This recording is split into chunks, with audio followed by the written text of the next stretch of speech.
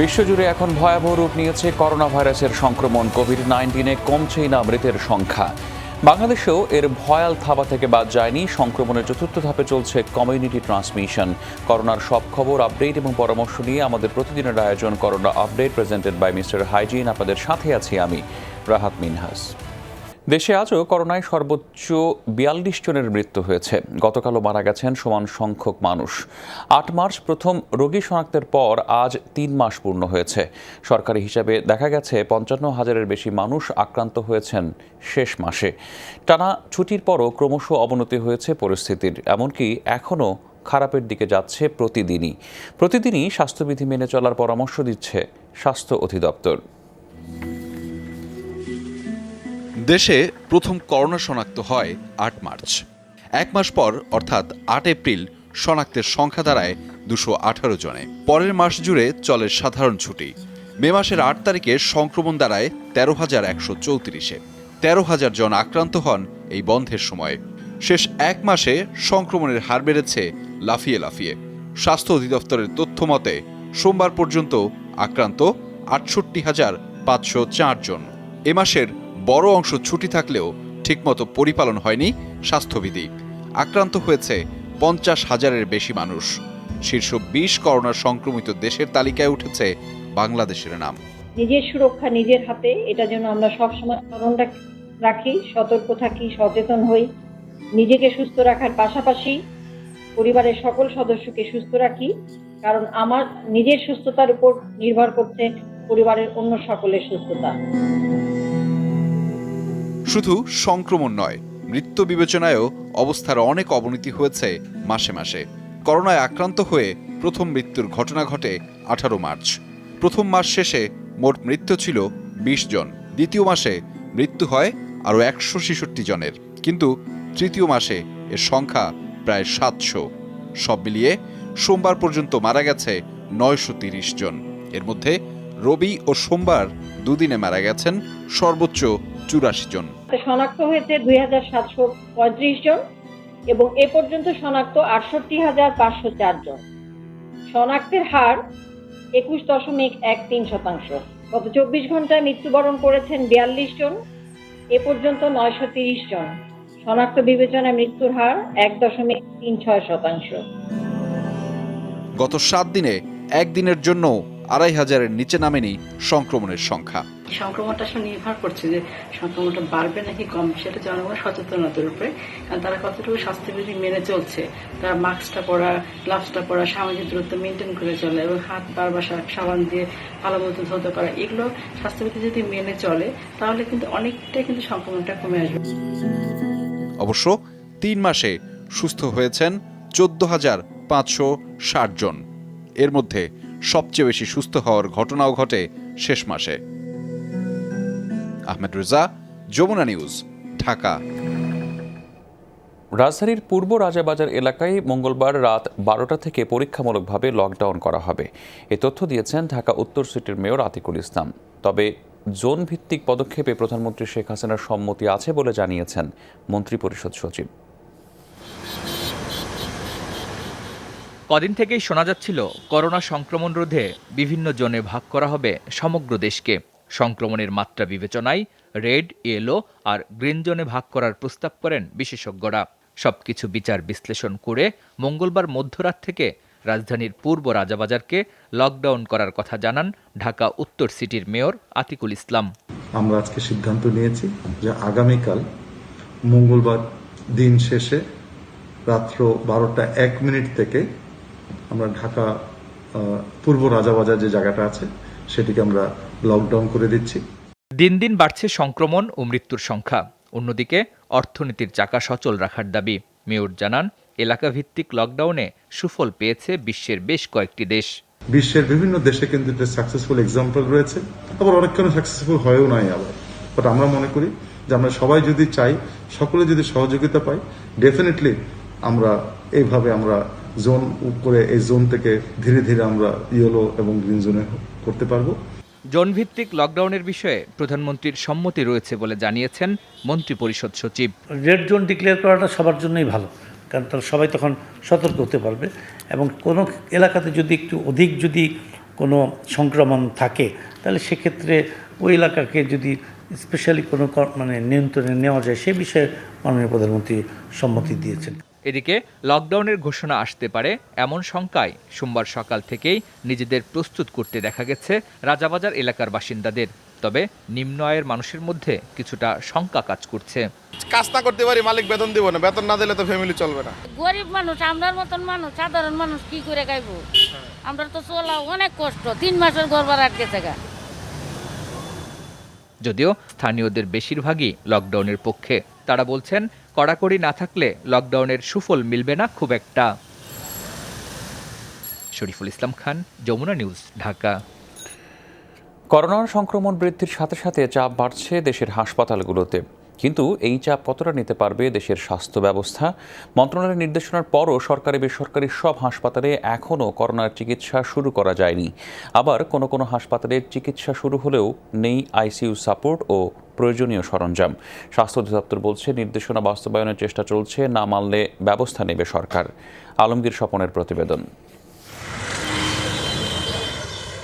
Corona চিকিৎসায় এখন পর্যন্ত সাধারণের বড় ভরসা ঢাকা মেডিকেল কলেজ ও হাসপাতাল। প্রায় ৮০০ করোনা রোগীর চিকিৎসায় সক্ষম হাসপাতালটিতে প্রতিদিনই করোনা রোগীর চাপ বাড়ছে। তাই ভর্তি হতেও একরকম যুদ্ধ করতে হয়। যে পরিমাণে বাড়তেছে সেই পরিমাণে তো জায়গা পাবে না, তখন অনেক জটিলতা তৈরি হবে। হাসপাতালে তো অবশ্যই চাপ হবে, তখন তো আসলে হাসপাতালে জায়গাও হবে না। ঢাকা মেডিকেলের পরিচালক বলছেন, রোগীর চাপ বাড়ছে, সামনে সংকট সামাল দিতে কতটা হিমশিম খেতে হবে এ নিয়ে চিন্তিত কর্তৃপক্ষ। একটু শ্বাসকষ্ট হচ্ছে বা একটু জ্বর আছে, তাদের তো কোনো হসপিটাল আমার জানা মতে সেভাবে নিচ্ছে না, তারা আমাদের এখানে চলে আসছে, যার ফলে রোগীর সংখ্যা আমাদের অনেক বেশি। রাজধানীর পুরান ঢাকার মহানগর জেনারেল হাসপাতালে করোনার চিকিৎসা চলছে, কিন্তু আইসিইউ ও ভেন্টিলেশন সাপোর্ট না থাকায় রোগীরা ছুটছেন অন্য হাসপাতালে। যখনই আইসিইউর কথা জিজ্ঞেস করে তখন তো আমরা বলি যে আইসিইউ আমরা এখনো চালু করতে পারিনি। যে সমস্ত রোগীর আইসিইউ নিড হয় সেটা আমরা এখন দিতে পারছি না, কারণ আমাদের এখানে আইসিইউ নেই, যদিও আইসিইউ প্রায় চালু হওয়ার পথে। এ অবস্থায় করোনায় আক্রান্তের সংখ্যা যখন ৭০,০০০-এর পথে, তখন সারা দেশের স্বাস্থ্যসেবার চিত্র কী? স্বাস্থ্য অধিদপ্তরের তথ্য অনুযায়ী দেশে করোনার জন্য বিশেষায়িত হাসপাতাল রয়েছে ৬৪টি। এসব হাসপাতালের নির্ধারিত বেড ১৩,৯৮৪ আর আইসিইউ বেড রয়েছে ৩৯৯টি। এর বাইরে ৫০ শয্যার ৩৪১টি এবং এর উপরের ১৪০টি সরকারি হাসপাতালে করোনা চিকিৎসার নির্দেশনাও দেয়া হয়েছে, কিন্তু সবখানে শুরু করা যায়নি করোনার চিকিৎসা। ২ জন রোগী করোনা আক্রান্ত হয়ে সিলেটে মারা গেছেন। সুনামগঞ্জে চিকিৎসা না পেয়ে ওনারা সিলেটে ভর্তি ছিলেন। ডাক্তার এবার গরিমসি করছে, তাদেরকে নিচ্ছেও না, ধারে কাছেও যাচ্ছে না, দূর থেকে চিকিৎসা দিচ্ছে। যেসব ক্লিনিকগুলোর চিকিৎসা দেওয়ার কথা এগুলা দিচ্ছে না। ডাক্তার আসতে 2 দিন দেরি আছে, সেই কথাই বলতেছে। জেলার সব হাসপাতালে কম বেশি করোনা চিকিৎসা শুরুর দাবি করলেও কয়েকজন সিভিল সার্জন স্বীকার করেছেন সরঞ্জাম ঘাটতির বিষয়টি। সেন্ট্রাল অক্সিজেন সাপ্লাই আছে, কিন্তু আইসিইউর ভেন্টিলেটর নাই এবং আইসিইউর যে স্পেশাল বেড থাকে সেই বেড নাই। ভেন্টিলেশন সাপোর্ট লাগবে, যে কারণে ওইটা এখন আমরা চালু হয় নাই, আর এখানে এই ধরনের সুযোগও নাই আমাদের জেলা হাসপাতালগুলোতে। তখন আমাদের সবচেয়ে বড় সমস্যা হচ্ছে আমাদের টেস্ট করানো, পজিটিভ রোগীর রিপোর্টটা পেতে বিলম্ব হচ্ছে। যখন পরিস্থিতি যদি এরকম হয় যে কখন রোগী বেশি হয়ে যাচ্ছে, অবশ্যই তখন পরিস্থিতির সাথে মিলে আমাদের সিদ্ধান্ত পরিবর্তিত হবে। সরকারি বেসরকারি সব হাসপাতালেই করোনা চিকিৎসার নির্দেশনা বাস্তবায়নের চেষ্টা চলছে বলে জানিয়েছে স্বাস্থ্য অধিদপ্তর। 8টা বিভাগে জেলা উপজেলা লেভেলে কিন্তু পেশেন্ট আমার ভর্তি হচ্ছে এবং ঢাকার মধ্যে আলাদা করে ডেডিকেটেড করা আছে, এবং যারা প্রাইভেট তারাও কিন্তু এখন কোভিড-9 করে আলাদাকে ভাগ করে কিন্তু ভর্তি নিচ্ছে। যেখানে আমরা অভিযোগ পাচ্ছি সেখানে ব্যবস্থা নিচ্ছি। স্বাস্থ্য অধিদপ্তর বলছে, ঘাটতি থাকলেও সংকট বিবেচনা করে ব্যবস্থা নিচ্ছে সরকার। আলমগীর স্বপন, যমুনা নিউজ, ঢাকা। আদালত কর্তৃক তথ্য প্রযুক্তি ব্যবহার আইন ২০২০-এর খসড়ার অনুমোদন দিয়েছে মন্ত্রিসভা। সকালে জাতীয় সংসদ ভবনে প্রধানমন্ত্রীর সভাপতিত্বে অনুষ্ঠিত বৈঠকে এই অনুমোদন দেওয়া হয়। করোনার জরুরি পরিস্থিতিতে ভার্চুয়াল আদালত পরিচালনার জন্য অধ্যাদেশ জারি করেন রাষ্ট্রপতি। এরপর থেকে আদালতের কার্যক্রম সীমিত পরিসরে ভার্চুয়াল প্রযুক্তিতে হয়ে আসছে। এছাড়া বৈঠকে বাংলাদেশ ব্যাংক সংশোধিত আইন ২০২০-এর খসড়ারও অনুমোদন দেওয়া হয়। এর ফলে বাংলাদেশ ব্যাংকের গভর্নর নিয়োগে কোনো বয়সসীমা থাকছে না। মন্ত্রিসভার বৈঠকে সরকারি মালিকানাধীন নর্থ ওয়েস্ট পাওয়ার জেনারেশন কোম্পানি এবং চীনের national machinery import and export কর্পোরেশনের যৌথ উদ্যোগে Bangladesh China power grid company গঠনের প্রস্তাব অনুমোদন দেওয়া হয়েছে। এছাড়াও প্রতি বছর ২৭ ফেব্রুয়ারি জাতীয় পরিসংখ্যান দিবস পালনের কথা জানিয়েছে মন্ত্রিসভা। দেশের সব আদালতে বিচার কার্যক্রম অব্যাহত রাখার সুবিধার্থে ভিডিও কনফারেন্সিং সহ অন্যান্য ডিজিটাল মাধ্যমে বিচার কার্যক্রম করার জন্য অধ্যাদেশটিকে আইনত পরিণত করার জন্য এই সংসদের অষ্টম অধিবেশনের প্রথম বৈঠকেই উপস্থাপন করতে হবে এবং 30 দিনের মধ্যে এটাকে অ্যামেন্ডমেন্ট করতে হবে, নাহলে এটা বাতিল হয়ে যাবে। সারা দেশে ইন্টেনসিভ কেয়ার ইউনিট বা আইসিইউ কেন্দ্রীয়ভাবে নজরদারি করা হয় কিনা তা মঙ্গলবারের মধ্যে জানানোর নির্দেশ দিয়েছেন হাইকোর্টের ভার্চুয়াল বেঞ্চ। সকালে এক রিটের শুনানিতে বিচারপতি এম এনায়েতুর রহিমের ভার্চুয়াল বেঞ্চ এই নির্দেশনা দিয়েছেন। বুধবার এ বিষয়ে আদেশ দেবেন হাইকোর্ট। একই সাথে করোনা ভাইরাসে আক্রান্ত রোগীদের জন্য কতটি আইসিইউ ও কতটি বেড আছে তাও জানাতে বলা হয়েছে। করোনার উপসর্গ নিয়ে রোগীরা হাসপাতাল থেকে হাসপাতালে ঘুরেও চিকিৎসা না পাওয়ায় উষ্মা প্রকাশ করেছেন আদালত। রোববার একজন চিকিৎসকের পক্ষে রিটটি দায়ের করেন আইনজীবী ইয়াদিয়া জামান। করোনায় ভয়াবহ অবস্থা বন্দরনগরী চট্টগ্রামের। মিলছে না যথাযথ চিকিৎসা সেবা। উপায় না দেখে ব্যক্তি উদ্যোগেই আইসোলেশন সেন্টার গড়ে তোলা হচ্ছে নগরীতে। দুটি সেন্টারের অন্যটি হচ্ছে চট্টগ্রাম সিটি কর্পোরেশনের তত্ত্বাবধানে। চলছে যন্ত্রপাতি সংযোজন ও শয্যা প্রস্তুতের কাজ। একযোগে দুটি আইসোলেশন সেন্টার চালু হলে ভোগান্তি কমবে বলে আশা চিকিৎসকদের। চট্টগ্রামে করোনা আক্রান্তের সংখ্যা 4000-এরও বেশি। গড়ে প্রতিদিন আক্রান্ত হচ্ছে 150 থেকে 200 জন, কিন্তু মিলছে না চিকিৎসা। বেসরকারি হাসপাতালগুলো ফিরিয়ে দিচ্ছে রোগীদের। নেই পর্যাপ্ত শয্যা, অক্সিজেন, আইসিইউ ও ভেন্টিলেশন সুবিধার অভাবে মারা গেছেন বেশ কয়েকজন। বন্দরনগরীর চিকিৎসা ব্যবস্থার এমন দৈন্যদশার মধ্যে দুটি কমিউনিটি সেন্টারকে তৈরি করা হচ্ছে আইসোলেশন সেন্টার হিসেবে। নগরীর আগ্রাবাদে শীতাতপ নিয়ন্ত্রিত সিটি হল সেন্টারে এরই মধ্যে এসে পৌঁছেছে প্রয়োজনীয় চিকিৎসা সরঞ্জাম। সিটি কর্পোরেশনের তত্ত্বাবধানে আগামী 14 জুন থেকে এটি চালু হওয়ার কথা। মাইল্ড মডারেট রোগীদেরকে আইসোলেশন সেন্টার হিসেবে এটা আমরা পরিচালনা করব এবং সেই জন্য আমাদের 16 জন চট্টগ্রাম সিটি হবেন doctor, nurse, ward boy, technologist. আপনার 250 পেশেন্টের জন্য 50টি আমরা অক্সিজেন উইথ রেগুলেটর এখানে আমরা সেই ব্যবস্থাটা করেছি। নগরীর হালি শহরে প্রিন্স অব চিটাগং নামে এই কনভেনশন হলে আইসোলেশন সেন্টার চালু হওয়ার কথা 13 জুন থেকে। ব্যক্তি উদ্যোগে গড়ে তোলা এই সেন্টারেও চলছে প্রস্তুতি। এখানে রোগী আনা নেওয়া হবে নিজস্ব অ্যাম্বুলেন্সে। কোথাও বেসরকারি কোনো হাসপাতালগুলোতে চিকিৎসা সেবাটা দিচ্ছে না। আমরা নিজেরা ভাবলাম যাদের বাসায় একাধিক রুম নেই, যারা আইসোলেট হওয়ার কোনো সুযোগ নেই, কিংবা বাসায় থাকলে তাদের অন্য পরিবারের সদস্য অন্যদের যাতে আক্রান্ত হতে পারে, তাদেরকে মূলত সেভ করার জন্য আমাদের এই আইসোলেশন সেন্টারটা। এসব আইসোলেশন সেন্টার চালু হলে করোনা আক্রান্তদের ভোগান্তি কিছুটা কমবে বলছেন চিকিৎসক নেতারা। অবশ্যই এখানে যদি কোনো সহযোগিতা লাগে, আমরা এটা মহতি একটা উদ্যোগ, আমরা অবশ্যই তাদের পাশে থাকবো, তাদেরকে সহযোগিতা করার জন্য। এটা আমরা বারবার বলে আসছি। এই দুটি আইসোলেশন সেন্টারে শয্যা সংখ্যা প্রায় 350। শোয়েব রহমান, যমুনা নিউজ, চট্টগ্রাম। খুলনা বিভাগে কোনোভাবেই মানা হচ্ছে না স্বাস্থ্যবিধি। লকডাউন পরবর্তী সময় জনস্রোত রীতিমতো হতবাক হওয়ার মতো। ফলে স্বল্প সময়ে বিভাগে লাফিয়ে লাফিয়ে বাড়ছে করোনা রোগীর সংখ্যা। ঘটছে মৃত্যুর ঘটনাও। পরিসংখ্যানে দেখা গেছে আক্রান্তদের একটি বড় অংশ তরুণ তরুণী। খুলনায় করোনার চিকিৎসার সবশেষ অবস্থা নিয়ে সহকর্মী কনক রহমানের 4 পর্বের ধারাবাহিকের শেষটি আজ ক্যামেরায় ছিলেন আমির সোহেল। যেন স্বাস্থ্যবিধি ভাঙার হিড়িক, নিজেকে নিরাপদ না রেখে ঘরের বাইরে বের হচ্ছে সবাই। খুলনা বিভাগীয় স্বাস্থ্য অধিদপ্তরের তথ্য, গত 10 মার্চ থেকে 7 জুন পর্যন্ত বিভাগে করোনা আক্রান্তের সংখ্যা 800 ছুঁই। মারা গেছেন 12 জন, উপসর্গ নিয়ে মৃত্যু 31 জনের। বিভাগে সর্বোচ্চ আক্রান্তের হার খুলনায় এই সংখ্যা 179, প্রাণহানি 4 জনের। আর মেহেরপুরে সবচেয়ে কম আক্রান্ত 26 জন হলেও মারা গেছেন 2 জন। স্বাস্থ্য বিভাগ বলছে আক্রান্তদের বড় অংশই তরুণ তরুণী।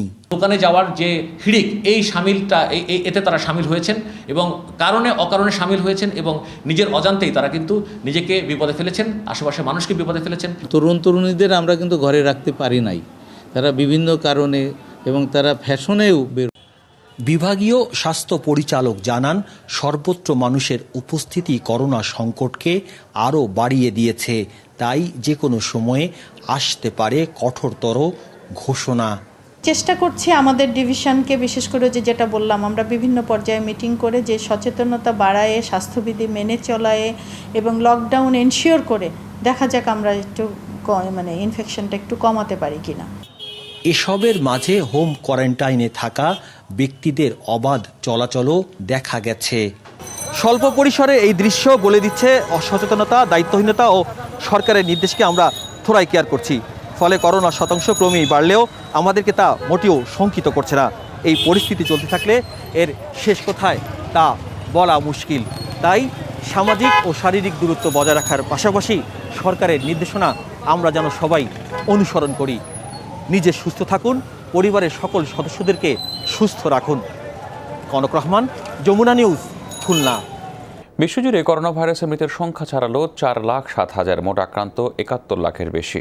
ব্রাজিলে নতুন করে প্রাণ গেছে মোট 8 শতাধিক মানুষের, মোট মৃত্যু 37,500-এর বেশি, আক্রান্ত প্রায় 7 লাখ। ভারতে মৃত্যু হয়েছে আরও 2 শতাধিক মানুষের, ফলে দেশটিতে মৃতের সংখ্যা প্রায় 7,500। অন্যদিকে যুক্তরাষ্ট্রে প্রাণ গেছে শতাধিক মানুষের। এ নিয়ে দেশটিতে মোট প্রাণহানি 1,12,000 ছাড়িয়েছে। দর্শক, ইতালির করোনা পরিস্থিতি নিয়ে আলোচনার জন্য আমাদের সাথে যোগ দিচ্ছেন প্রবাসী কমিউনিটির সদস্য জনাব কাজী রোনাক।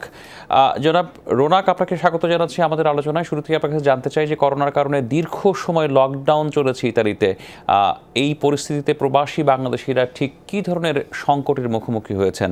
আর আরেকটি বিষয় আপনাকে জানতে চাই, এই অবস্থা থেকে উত্তরণে কী ধরনের ব্যবস্থা নেওয়া উচিত বলে আপনি মনে করেন? ধন্যবাদ। আমরা বাংলাদেশি কমিউনিটিরা যে সকল সমস্যায় পড়েছি, প্রথমেই আমাদের কর্মের জন্য চাকরি ক্ষেত্রে, ব্যবসায়িক ক্ষেত্রে এবং শিশুদের লেখাপড়ার ক্ষেত্রে অত্যন্ত সংকটময় পরিস্থিতিতে পড়েছি। সামাজিক নিরাপত্তাহীনতায় ভুগেছি এবং সবচেয়ে বড় কথা, গৃহবন্দী হয়ে পড়েছি। এটা অতীতে কখনো আমরা এই পরিস্থিতিতে পড়ার জন্য প্রস্তুত ছিলাম না। আমরা অত্যন্ত মানবতর জীবনযাপন করেছি। তবে একটি বিষয়, ইতালিয়ান সরকার, বর্তমান সরকার অত্যন্ত কঠোর ছিল। আমরা আইনগুলি সবাই মান্য করেছি, সেজন্য এই সরকারের কঠোর পদক্ষেপের কারণে আমরা এই পরিস্থিতি থেকে কিছুটা নিয়ন্ত্রণে এসেছি। তবে আপনি দ্বিতীয় প্রশ্ন যেটা করেছেন সেটা হচ্ছে, আমাদের সকলে, বিশেষ করে বাংলাদেশি কমিউনিটি, সবাই সহনশীলতা এবং সামাজিক নিরাপত্তা বজায় রেখে আমাদের চলতে হবে, আমাদের পরামর্শ। তবে কিছুদিন যাবৎ দেখা যাচ্ছে যে কিছুটা লকডাউন কিছুটা শিথিল করার পর আমরা ইতিমধ্যেই রাস্তায় অযথাই ঘোরাফেরা করছি এবং বিভিন্ন সামাজিক এবং রাজনৈতিক অনুষ্ঠান চলছে, মানুষের গ্যাদারিং চলছে। এটি আমাদের অত্যন্ত একটু সতর্ক থাকতে হবে। এবং ইতালিয়ান সরকার কৃষি ক্ষেত্রে একটি সুযোগ দিয়েছে, কি যারা অবৈধ রয়েছেন সেই সকল অবৈধদের প্রায় 6 লক্ষ মানুষকে বৈধ হওয়ার সুযোগ দিয়েছেন। সেটার কারণ হচ্ছে যাতে এই দেশে, ইতালিতে কখনো এই পরবর্তী পরিস্থিতিতে আমরা খাদ্য সংকটে না পড়ি।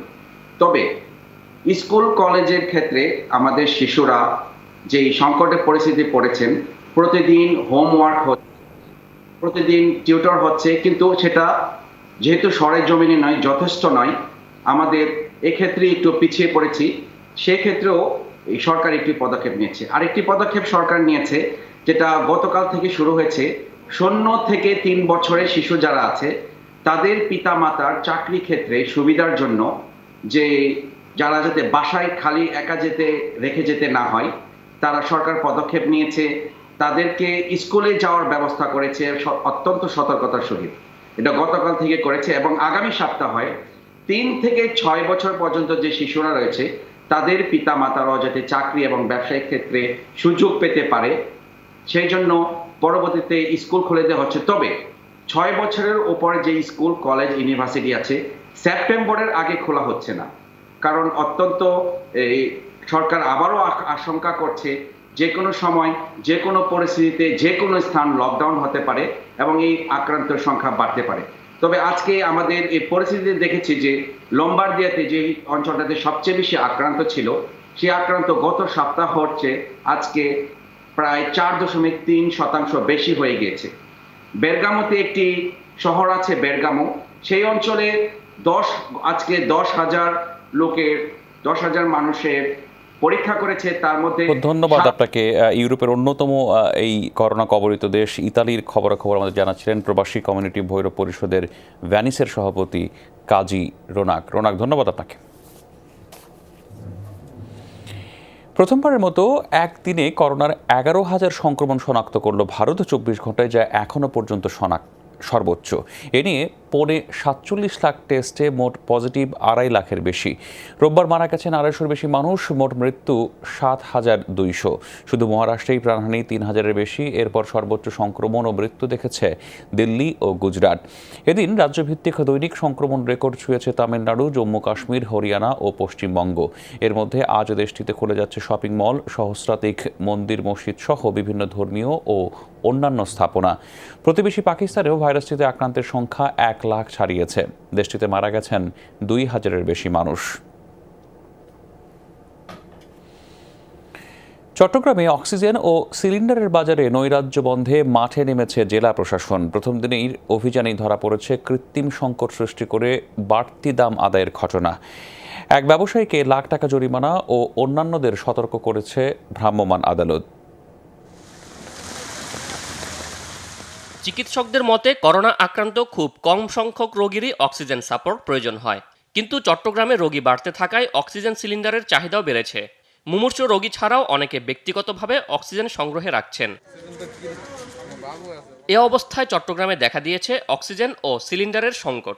হাসপাতালগুলোতে রোগীদের স্বজনকে বলা হচ্ছে অক্সিজেন কিনে দিতে। সংকটকে পুঁজি করে 3 থেকে 10 গুণ পর্যন্ত দাম বাড়িয়ে দিয়েছেন বিক্রেতারা। একটা অক্সিজেন সিলিন্ডার পর্যন্ত পাওয়া যাচ্ছে না। অক্সিজেন সিলিন্ডার পাইলে রেগুলেটর পাওয়া যাচ্ছে না।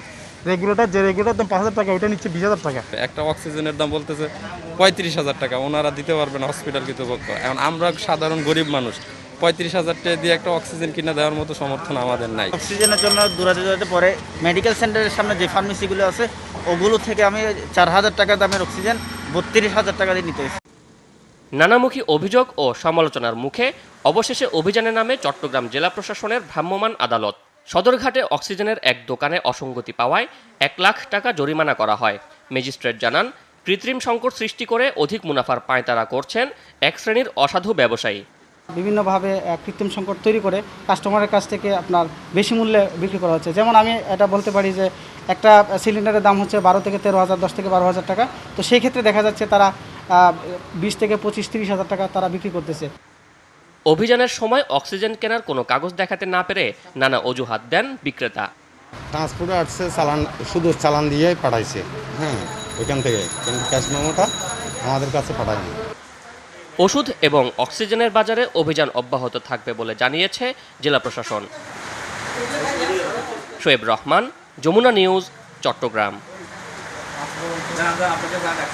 মূল্যস্ফীতির ফলে মানুষের ক্রয় ক্ষমতা কমলেও গেল 5 বছর ধরে এক জায়গায় স্থির হয়ে আছে ব্যক্তির করমুক্ত আয়সীমা। করোনা পরিস্থিতিতে সাধারণ চাকরিজীবী, পেশাজীবী এবং ক্ষুদ্র ব্যবসায়ীদের কথা বিবেচনায় নিয়ে এটি বাড়ানোর দাবি উঠেছে।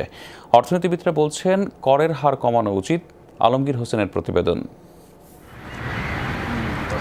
2015-16 অর্থ বছরের বাজেটে ব্যক্তির করমুক্ত আয়সীমা 2.5 লাখ টাকা নির্ধারণ করা হয়। ডিজিটাল অবকাঠামো নির্মাণ উদ্যোক্তাদের পক্ষ থেকে এটি বাড়ানোর দাবি জানানো হলেও গেল 5 বছরে এখানে হাত দেয়নি সরকার। অথচ এই পরের অর্থ বছরগুলোতে মূল্যস্ফীতি বেড়েছে গড়ে 5% হারে। এর ফলে ক্রমান্বয়ে কমেছে মানুষের ক্রয় ক্ষমতা। জাতীয় অর্থনীতি এলাকায় আমাদের আগামী বাজেটে করমুক্ত আয়সীমা বাড়িয়ে কমপক্ষে 3 লাখ টাকা করার দাবি উঠেছে। মূল্যস্ফীতি বিবেচনায় নিয়ে নারী, প্রবীণ নাগরিক এবং প্রতিবন্ধীদেরও করমুক্ত আয়সীমা বাড়াতে হবে। লাস্ট 5 বছর ধরে কিন্তু এটা চেঞ্জ হয়নি। পার্সোনাল ট্যাক্স যদি এখন না চেঞ্জ করি, অলরেডি ওনারা যে পরিস্থিতির মধ্যে আছে এর থেকে আরো খারাপ পরিস্থিতিতে যাবে। 2.5 লক্ষ টাকা এই পরিস্থিতিতে, বর্তমান পরিস্থিতিতে এটা যৌক্তিক নয়। এটাকে কমপক্ষে 3 লক্ষ টাকা করা উচিত। এই মিনিমাম যে লেভেলটা আছে ফর ট্যাক্সেশন, সেটাকে আরো ঊর্ধ্বগতি করে আরো বাড়িয়ে দিয়ে আরো বেশি ব্যবসায়ীদেরকে এই ট্যাক্স ফ্রি জোনে নিয়ে আসা। অর্থনীতিবিদরা বলছেন সর্বনিম্ন কর হার কমানো উচিত। এতে সাধারণ মানুষের মধ্যে কর দেওয়ার প্রবণতা বাড়বে। 5%-এর একটা ট্যাক্স রেট চালু করা উচিত এখন। যারা এই নতুন করে যারা কর সীমার মধ্যে ঢুকে যাবে তারা যেন 5% হারে কর দেয়। আয়কর আইনের অনেক ক্ষেত্রেই বৈষম্য আছে বলে মনে করেন এই অর্থনীতিবিদ। একটা লোক যদি এখন বাড়ি কিনে সে করদাতা হয়ে যায়, তাকে সারচার্জ দিতে হবে, কিন্তু সে যদি গুলশানের একটা প্লটের মালিক থাকে সে কিন্তু সারচার্জের মধ্যে পড়ছে না। রাজস্ব আয় বাড়াতে করের হার না বাড়িয়ে আওতা বাড়ানোর পরামর্শ অর্থনীতিবিদ ও ব্যবসায়ীদের। আলমগীর হোসেন, যমুনা নিউজ, ঢাকা। করোনা সংক্রমণের প্রথম 1.5 মাসে পোশাক খাতের চেয়ে বেশি ক্ষতি হয়েছে কৃষি খাতে। বেসরকারি উন্নয়ন সংস্থা ব্র্যাকের গবেষণায় উঠে এসেছে কৃষি খাতের ক্ষতি হয়েছে 56,000 কোটি টাকা। এ সময়ে বিজিএমই এর তথ্য অনুযায়ী পোশাক খাতে ক্ষতি হয়েছে 38,000 কোটি টাকা। কৃষি ও কৃষককে বাঁচাতে লাল ফিতার দৌরাত্ম্য কমানো এবং এনজিওদের মাধ্যমে তরল অর্থ সহায়তা বিতরণের সুপারিশ উঠে আসে ব্র্যাকের গবেষণায়। মহামারীতে প্রতিনিয়ত ক্ষয় হচ্ছে প্রাণ ও সম্পদ। অর্থনৈতিক ও জীবিকার সব খাতে হানা দিয়েছে করোনায় কৃষিখাতের ক্ষতি নিয়ে গবেষণা করেছে বেসরকারি উন্নয়ন সংস্থা ব্র্যাক। মার্চ মাসের শেষ সপ্তাহ থেকে মে মাসের প্রথম সপ্তাহ পর্যন্ত 64 জেলার 1581 কৃষক, উৎপাদক ও ব্যবসায়ীর উপর 2টি সমীক্ষা চালায় তারা। গবেষণায় উঠে এসেছে মোট 56,000 কোটি টাকা ক্ষতি হয়েছে কৃষি খাতে। একই সময়ে তৈরি পোশাক খাতে ক্ষতি হয়েছে 38,000 কোটি টাকা। জিডিপিতে কৃষি খাতের অবদান 14.23%। মোট শ্রমশক্তির 40% এ খাতে জড়িত। কৃষির অর্থনীতিকে চালু রাখতে হবে। কৃষি অর্থনীতি চালু রাখার একটা মেজর সমস্যা আমরা দেখেছি যে বাজারটা কাজ করছে না, যাতায়াতের অসুবিধার কারণেও। সেইখানে সরকারকে বেশি উদ্যোগ নিয়ে ভালো ভালো কিছু উদ্যোগ যেমন নেওয়া হচ্ছে, যে আমরা দেখলাম এখন পোস্ট অফিস বলছে তারা লিচু পরিবহনে কাজ করবে। সো এইরকম কিছু ইনোভেটিভ উদ্যোগ নিয়ে কৃষি বাজারটাকে চালু রাখতে হবে। 4% সুদে 19,000 কোটি টাকা কৃষকের জন্য বিশেষ ঋণ বরাদ্দ দিয়েছে সরকার। কৃষকের জন্য সুবিধা নিশ্চিতে লাল ফিতার দৌরাত্ম্য বিতরণে স্বচ্ছতার পরামর্শ উঠে আসে ব্র্যাকের গবেষণায়। মূল্যটা যেন কৃষক পায় সেটা নিশ্চিত করা, সেই জন্য সরকারকে কৃষকের কাছ থেকে সরাসরি কিনতে হবে, মিলারদের কাছ থেকে কিনলে হবে না। পরিচালন ব্যয় প্রায় 26%, অর্থাৎ 100 টাকা ভর্তুকি দেওয়ার জন্য আপনাকে 26 টাকা খরচ করতে হচ্ছে। এইটা তো দক্ষ ব্যবস্থাপনা হইল না। কৃষিতে সরকারের উদ্যোগ সঠিকভাবে বাস্তবায়ন না হলে খাদ্য নিরাপত্তা হুমকিতে পড়তে পারে বলেও শঙ্কা অর্থনীতিবিদদের। নুরনবী সরকার, যমুনা নিউজ, ঢাকা। বরগুনার বিচ্ছিন্ন জনপদ মাঝের চরে নেই ন্যূনতম চিকিৎসা সেবার ব্যবস্থা, তাই অসুখ বিসুখে সদরসহ আশপাশে ছুটতে হয় চরের 5,000 বাসিন্দাকে। কিন্তু করোনার এই সময়ে স্বাস্থ্যবিধি সম্পর্কে তাদের সচেতনতা তেমন একটা নেই। আক্রান্ত হলে বা সন্দেহভাজনদের নেই দ্রুত পরামর্শ পাওয়ার উপায়। এই অবস্থায় কমিউনিটি ক্লিনিক স্থাপনের কথা বলছেন সংসদ সদস্য ও সিভিল সার্জন। বরগুনা সদরের বড়ইতলা ফেরিঘাট ঘাট থেকে নদীপথে মাঝের চরে দূরত্ব কম বেশি 5 কিলোমিটার। বিচ্ছিন্ন এই জনপদে বসবাস 5,000-এর বেশি হতদরিদ্র মানুষের। এই গ্রামের গৃহবধূ হালিমা বেগম। মাছ ধরতে তার স্বামী বেশিরভাগ সময়ই থাকেন গভীর সাগরে, তাই নিজের ও পরিবারের সদস্যদের অসুখ বিসুখে ছুটতে হয় হালিমাকেই। কিন্তু গ্রামে চিকিৎসা সেবার কোনো ব্যবস্থা নেই, ফলে বাধ্য হয়ে তাকে পাড়ি দিতে হয় প্রমত্তা বিষখালী। আমরা তো কপাল পরা নাই, চিকিৎসাও কপাল পরে নাই, ঘর বাড়ি ঠাই নদীর মাঝখানে। ন্যূনতম চিকিৎসা পেতে হালিমার আক্ষেপ যেন মাঝের চরের প্রতিটি পরিবারের। বিশেষ করে নারীরা স্বাস্থ্যসেবা বঞ্চিত হওয়ায় বাড়ছে নানা রোগবালাই। ভুক্তভোগীরা বলছে নদীতে খেয়া পারাপার থাকে না সব সময়, তখন দুর্ভোগ বাড়ে আরও। ঠান্ডি হয়েছে না কাশ হয়েছে, কিছুই তো পাইতে আসে না, একটা ডাক্তার না দিলে চলে। খাওয়া থাকে সকালে একবেলা 11টা পর্যন্ত, বিকালবেলা যাওয়ারও কোনো পরিস্থিতি না। লোক একটা অসুস্থ হইলে যাওয়া যায় না।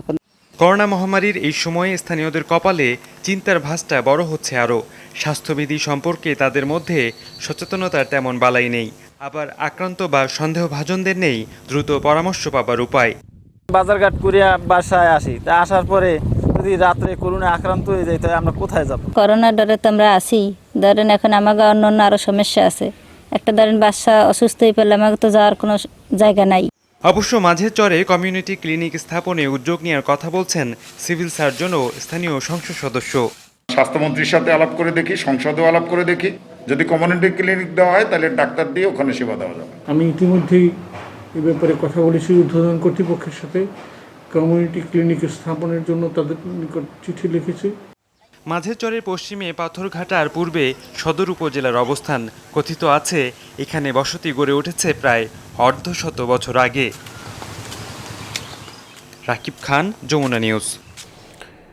গোপালগঞ্জের খবিরুন্নেসার বয়স ১০৫ বছর। শরীরে নানা জটিল রোগ বাসা বেঁধেছে দীর্ঘদিন ধরে, অথচ এই প্রবীণ করোনা থেকে সুস্থ হয়ে বাড়ি ফিরেছেন। শুনতে অবাক লাগছে, তবে ঘটেছে এমন ঘটনাই। ঢাকায় মেয়ের বাড়িতে বেড়াতে এসে পরিবারের অন্য সদস্যদের সাথে আক্রান্ত হয়েছিলেন ১০০ বছর পেরোনো এই ব্যক্তি। মারিয়া ব্রায়ানাস, বয়স ১১৩ বছর। সম্প্রতি করোনা আক্রান্ত হয়েছিলেন, আবার সুস্থ হয়েছেন। সর্বত্র যখন বলা হচ্ছে ঝুঁকি বেশি বয়সী ব্যক্তিদের, তখন স্প্যানিশ এই প্রবীণের সুস্থ হবার বিষয়টি শিরোনাম হয় দেশ বিদেশের বিভিন্ন গণমাধ্যমের।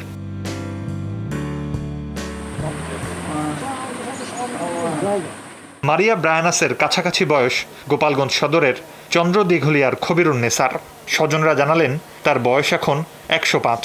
তিনিও সম্প্রতি আক্রান্ত হন করোনা ভাইরাসে, তবে সেই করোনাই হার মেনে ফিরে গেছে এই প্রবীণের কাছ থেকে। বয়সের কারণে শয্যাশায়ী হলেও করোনা মুক্ত তিনি।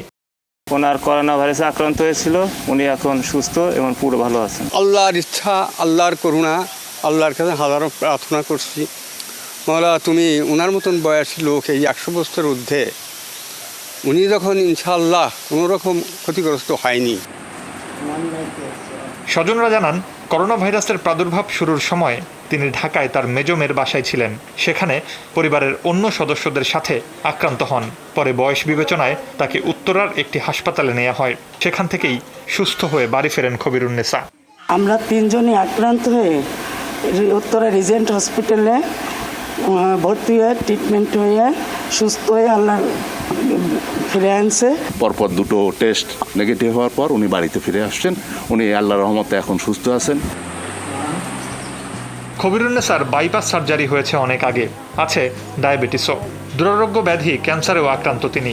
এমন শতবর্ষী বৃদ্ধার করোনা থেকে সুস্থ হয়ে ওঠা অবাক করেছে অনেককেই। মুর্শিদুজ্জামান হিমু, যমুনা নিউজ। দীর্ঘ লকডাউন শিথিলের পর স্বাভাবিক হতে শুরু করেছে ইতালির জনজীবন, তবে এখনও গতি ফেরেনি দেশটির অর্থনীতিতে। বিশেষ করে পর্যটন খাতে এখনও বিরাজ করছে স্থবিরতা। পর্যটন ব্যবসার সাথে সংশ্লিষ্টরা বলছেন, বিশ্ব পরিস্থিতি স্বাভাবিক না হলে উন্নতি হবে না ইতালির। এই অবস্থায় বড় ধরনের ক্ষতির সম্মুখে পড়ছেন প্রবাসী ব্যবসায়ীরাও। লকডাউনের কড়াকড়ি শিথিল ইতালিতে। দীর্ঘদিন পর খুলছে বাণিজ্যিক প্রতিষ্ঠান, হোটেল, রেস্তোরাঁ, সুপার শপ। বাড়ছে ব্যবসায়ী আর কর্মীদের ভিড়। তবে পর্যটন কেন্দ্রগুলোয় ভ্রমণ পিয়াসুদের আনাগোনা নেই বললেই চলে। ফলে দীর্ঘদিন পর বাণিজ্যিক প্রতিষ্ঠান খুললেও সেগুলো ক্রেতাশূন্য। ৩ মাস পর দোকান খুলেছি, কিন্তু কোনো ক্রেতা নেই। বিক্রি না হলে দোকান খুলে লাভ কি? জানি না কিভাবে চলবো। বিদেশি পর্যটকরা না আসতে পারলে বিক্রি সম্ভব না। পর্যটন কেন্দ্র খ্যাত ভেনিস, রোম, মিলানের মতো জাঁকজমক শহরগুলো এখনো নিষ্প্রাণ। সংশ্লিষ্টরা বলছেন পরিস্থিতি স্বাভাবিক হতে আরও সময় প্রয়োজন। এমন ভয়াবহ নিস্তব্ধতা আগে দেখিনি ভেনিসে, যেন একটা মৃত শহর। বিশ্ব পরিস্থিতি ভালো না হলে এখানেও পরিস্থিতি ভালো হবে না। আমাদের এখানে যারা নাকি কর্মহীন, তাদেরও এখন কাজ নাই, তারাও এখন রেমিটেন্স পাঠাতে পারছে না। একই পরিস্থিতিতে প্রবাসী ব্যবসায়ীরাও। করোনার কারণে লকডাউনে ইতালির প্রায় ৮০% ব্যবসায়ী ক্ষতির মুখে পড়েছেন। ব্যবসা আগের মতো নেই, কারণ ভেনিস একটা ট্যুরিজম এলাকা। এখানে ট্যুরিস্ট না থাকার কারণে আমাদের ব্যবসায়িক মন্দা চলছে। হাজার হাজার লোক বেকার হয়ে গেছে। আমাদের মতো অনেক ছোটখাটো ব্যবসায়ী আছে যারা এই ধাক্কায় ধরে যাওয়ার সম্ভাবনা খুবই বেশি। বাংলাদেশি বা বিদেশি টাকা পয়সা ঠিক মতো পাঠাতে পারতেছে না, যেহেতু তাদের কাজকর্ম নেই এবং এয়ার টিকিট টোটালি বন্ধ, বিমান, বাস, ট্রেন সবগুলো বন্ধ। ইতালির আয়ের অন্যতম প্রধান উৎস পর্যটন। এ খাত থেকে বছরে প্রায় 300 কোটি ইউরো আয় হয় দেশটির। মোট জিডিপির 13% আসে পর্যটন থেকে। সংশ্লিষ্টরা বলছেন, পর্যটন খাতের উন্নতি না হলে ভয়াবহ অর্থনৈতিক সংকটে পড়বে দেশটি। মীর মুশফিকা হাসান, যমুনা নিউজ। এবার ভেষজ ওষুধের মাধ্যমে করোনার চিকিৎসার উল্লেখযোগ্য অগ্রগতি দাবি করেছে চীন। প্রকাশিত শ্বেতপত্রে বলা হয়েছে, এসব ওষুধে দেশটিতে করোনা রোগী সুস্থতার হার 94%-এরও বেশি। মানবদেহে কোভিড-19 কার্যক্ষমতা শূন্যে নামাতে একটি অ্যান্টিবডি ক্লিনিক্যাল ট্রায়ালও শুরু করেছে বেইজিং। বলা হচ্ছে, একসাথে রোগের চিকিৎসা এবং প্রতিষেধকের কাজ করবে অ্যান্টিবডিটি। রোববার fighting COVID-19 China in action শীর্ষক শ্বেতপত্র প্রকাশ করে চীন। বলা হচ্ছে, করোনা ভাইরাসের বিরুদ্ধে দেশটির লড়াইয়ের বিস্তারিত উঠে এসেছে এতে। কোভিড-19 মহামারীর বিস্তার ও নিয়ন্ত্রণ রোধে গেল 5 মাস নজিরবিহীন এক যুদ্ধের সাক্ষী হয়েছে চীন। তাই যত কঠিনই হোক, প্রত্যেক রোগীর প্রাণ বাঁচাতে যা কিছু করণীয় সবটাই করছি আমরা। ভাইরাসের বিরুদ্ধে লড়াইয়ে আমাদের দৃঢ়তার কারণেই 94.3% রোগী সুস্থ হয়ে বাড়ি ফিরেছেন। বেইজিং এর দাবি, চীনা ভূখণ্ডে করোনা নিরাময়ে ব্যবহার করা হয়েছে প্রাচীন ভেষজ ঔষধ। কখনো শুধু এক বা একাধিক ভেষজ পণ্যের মিশ্রণ, কখনো আধুনিক চিকিৎসা বিজ্ঞানের সাথে সমন্বয় ঘটিয়ে মিলেছে সাফল্য। স্ক্রিনিং, আণবিক পরীক্ষা, প্রাণীদেহে প্রয়োগ থেকে শুরু করে বিভিন্ন পরিসরে ক্লিনিক্যাল ট্রায়ালে মানবদেহে এসব ওষুধের স্বাস্থ্য নিরাপত্তা নিশ্চিত করা হয়েছে। ভেষজ ওষুধের একের পর এক পরীক্ষামূলক প্রয়োগ আর সংশোধনের মাধ্যমে কার্যকারিতা বাড়ানো হয়েছে। ক্লিনিক্যাল ট্রিটমেন্টও আশানুরূপ সাফল্য এসেছে। মহামারীতে বিপর্যস্ত অন্যান্য দেশও যেন পরিস্থিতি অনুযায়ী ব্যবস্থা নিতে পারে, সে লক্ষ্য এই গবেষণায়। আর ক্লিনিক্যাল ট্রিটমেন্ট প্রাপ্ত ফল নিয়মিত বহির্বিশ্বকে জানাচ্ছি আমরা।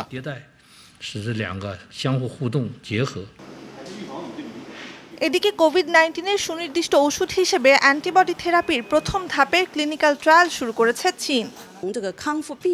সুস্থ হওয়া করোনা রোগীদের দেহ থেকে অ্যান্টিবডি তৈরি করা জিন আর এর সিকোয়েন্স খুঁজে বের করেছে।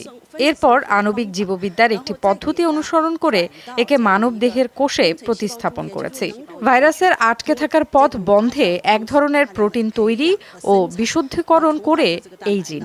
ফলে মানবদেহে ভাইরাসটি বেশি সময় থাকার বা বংশবৃদ্ধির সুযোগ পায় না।